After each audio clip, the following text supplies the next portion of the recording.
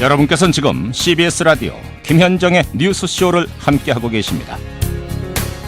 도로에서 여러 대의 차들이 마치 자동차 레이스라도 펼치듯이 속도 경쟁 벌이는 모습 종종 목격하시죠. 지난 4월 20일 자동차 2대가 이런 속도 경쟁을 벌이다가 결국 한 차가 중앙선 침범했고요. 마주오던 차량과 정면 충돌을 합니다. 결국 그 자리에서 양쪽 운전자가 모두 사망을 했는데요.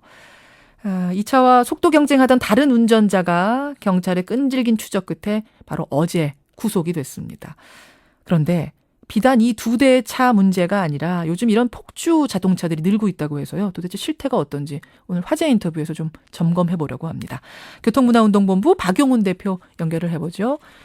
박 대표님 안녕하세요. 네, 안녕하세요. 오토바이 폭주족은 익숙합니다만 자동차 폭주족도 그렇게 많나요? 네, 뭐 과거부터 있었는데요. 이제 자동차가 많이 늘어났지 않았습니까?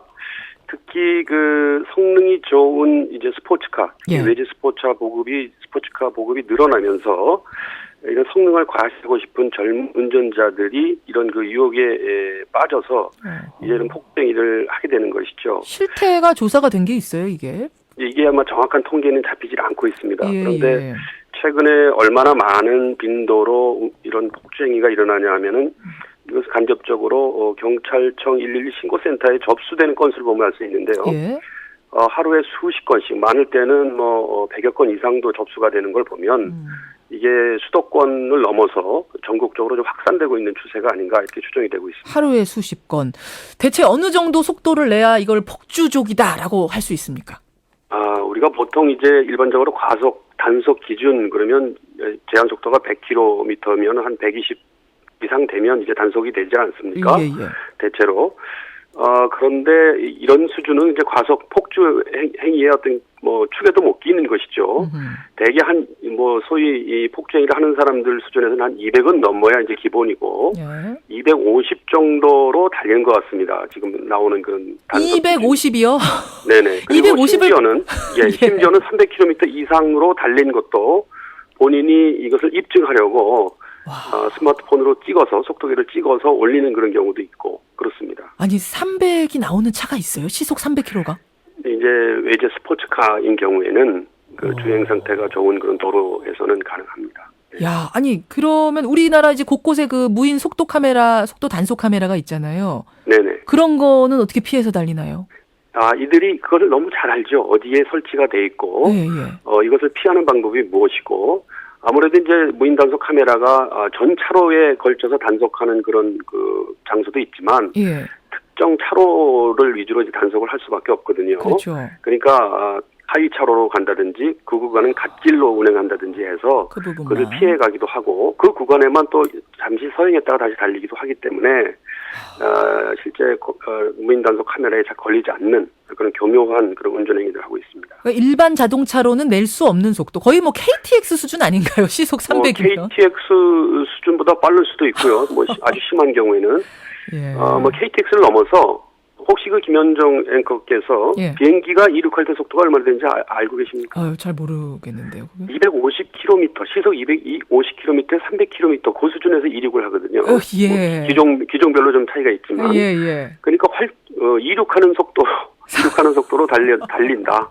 그렇게 이해하시면 되겠습니다. 우리 귀가 멍멍해지는 그 속도. 그러니까 1초에 300km 달린다면 1초에 100m를 더 간다는 얘기거든요. 그러네요. 그러니까 아주 빠른 속도죠. 이 사람들이 그냥 속도만 빨리 내는 정도가 아니라 뭐 위험한 행동도 한다면서요. 근데 폭주를 하면 굉음이 들립니다. 굉음. 이게 마우라를 이제 개조했기 때문에 그렇죠. 출력을 높이기 위해서 네. 굉음이 나서 그 굉음만 들어도 아주 공포스럽고요. 이거는 그래도 잠시 시끄러우면 참으면 된다 이렇게 되지만 이 과속을 하면서 주변 차량에게 아주 위협적인 아주 운전 가해 행위를 하거든요. 예를 들면 어떤 거요? 일종의 이제 소위 이 칼치기하라고 하는 칼치기라고 하는 그런 운전이 아주 위험한데요. 예컨대 앞차와 뒤차가 정상적으로 한 100여 미터 이상 간격을 띄고 운행할 때 그 사이를 삐집고 들어가는 겁니다. 이거는 많이 저도 겪어봤어요. 갑자기 들어가는.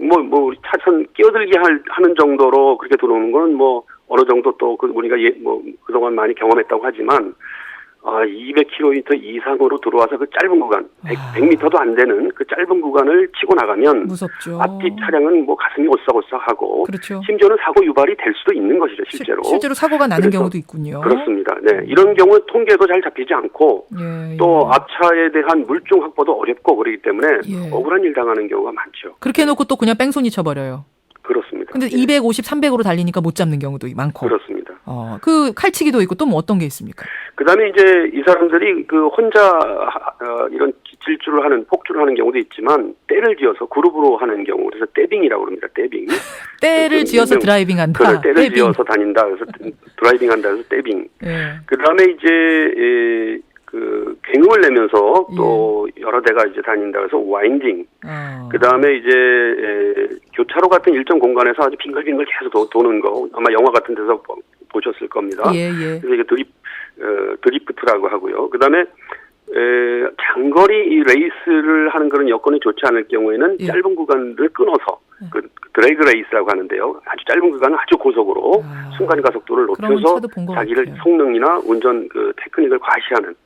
그리고 이런 경우에는 아주 뭐 도로 성능이 좋은 것도 있지만 예. 굴곡진 도로, 약간 북악 스카이웨이 같은 이런 굴곡진 도로에서 아주 또 기묘한 그 운전 테크닉을 또 과시하면서 과속하는 심리는 그런 것들도 뭡니까 있습니다. 도대체 왜 이런 유치한 짓을 하는 거예요? 일종의 영웅 심리가 있고요. 물론 이제 영웅 스트레스를 풀기 위한 그런 행위도 있지만 영웅 심리가 있습니다. 아. 남들이 못하는 것을 내가 했다.